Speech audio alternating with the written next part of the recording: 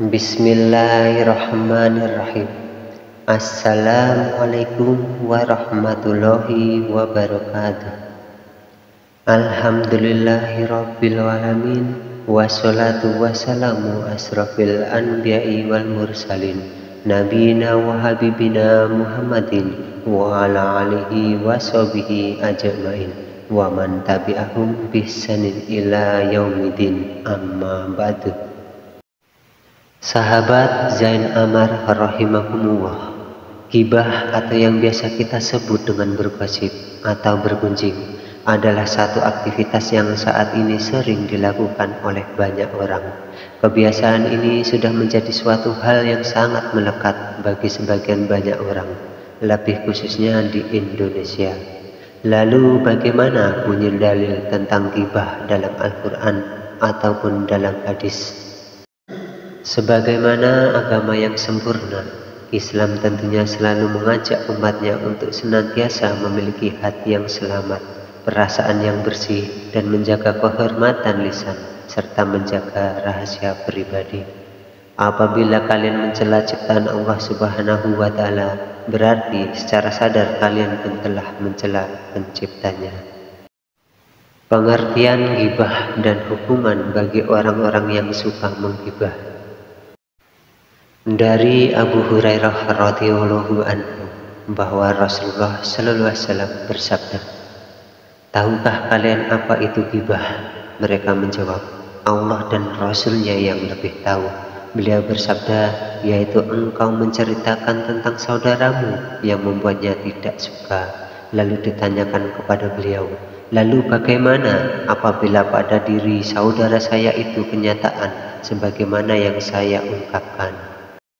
Maka beliau bersabda, apabila cerita yang engkau katakan itu sesuai dengan kenyataan, maka engkau telah menggibahnya. Dan apabila ternyata tidak sesuai dengan kenyataan dirinya, maka engkau telah berdusta atas namanya atau berbuat buhtan. Hadis riwayat Muslim.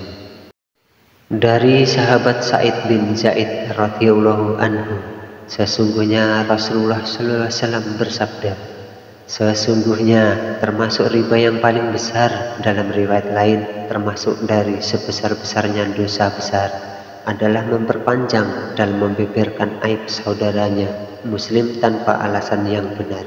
Hadis riwayat Abu Dawud nomor 4866 dan 4967. Dari hadis riwayat Ahmad dan Abu Dawud diceritakan, ketika aku dinaikkan ke langit, aku melewati suatu kaum yang memiliki kuku-kuku dari tembaga. Mereka melukai, mencakari wajah-wajah mereka dan dada-dada mereka.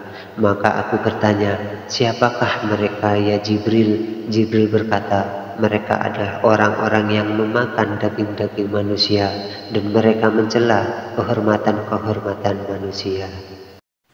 Dari sahabat Ibnu Umar radhiyallahu anhu bahwa beliau sallallahu alaihi wasallam bersabda, "Wahai sekalian orang yang beriman, dengan lisannya yang belum sampai ke dalam hatinya, janganlah kalian mengganggu kaum muslimin, janganlah kalian menjelek-jelekkannya, janganlah kalian mencari-cari aibnya.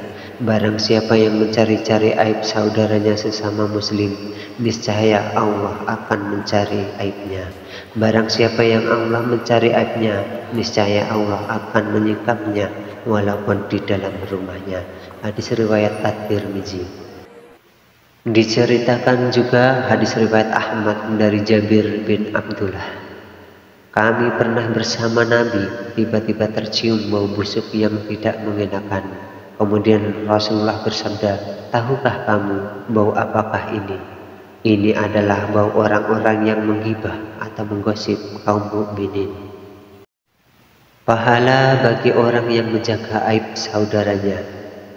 Barang siapa yang mencegah terbukanya aib saudaranya, niscaya Allah akan mencegah wajahnya dari api neraka pada hari kiamat nanti. Hadis riwayat At-Tirmizi nomor 1931. Di dalam hadis Tirmizi terdapat riwayat yang menceritakan hadis dari jalan Ibnu Umar. Beliau berkata, Rasulullah SAW naik mimbar dan menyeru dengan suara yang lantang, "Wahai segenap manusia yang masih beriman dengan lisannya, namun iman itu belum meresap ke dalam hatinya, janganlah kalian menyakiti kaum muslimin, dan janganlah melecehkan mereka, dan janganlah mencari-cari kesalahan-kesalahan mereka. Karena sesungguhnya barang siapa yang sengaja mencari-cari kejelekan saudaranya sesama muslim, maka Allah akan mengorek-ngorek kesalahan-kesalahannya, dan barang siapa yang dikorek-korek kesalahannya oleh Allah, maka pasti dihinakan meskipun dia berada di dalam bilik rumahnya. Demi Allah, salah seorang dari kalian memakan daging bangkai ini hingga memenuhi perutnya, lebih baik baginya daripada ia memakan daging saudaranya yang muslim. Hadis riwayat Bukhari. Siapa yang berkata tentang seorang mukmin dengan sesuatu yang tidak terjadi, tidak dia berbuat, maka Allah Subhanahu wa Ta'ala akan mengurungnya di dalam lumpur keringat ahli neraka, sehingga dia menarik diri dari ucapannya, melakukan sesuatu yang dapat membebaskannya. Hadis riwayat Ahmad. Semoga Allah Ta'ala memberikan taufik kepada kita semua agar kita terjauhkan dari dosa ghibah. Betapa banyak manusia yang terjerumus ke neraka disebabkan mereka tidak mampu menahan lisan mereka dari ghibah, lebih-lebih di zaman yang penuh fitnah saat ini. Hanya kepada Allah Ta'ala kita meminta pertolongan. Wallahu a'lam bishawab.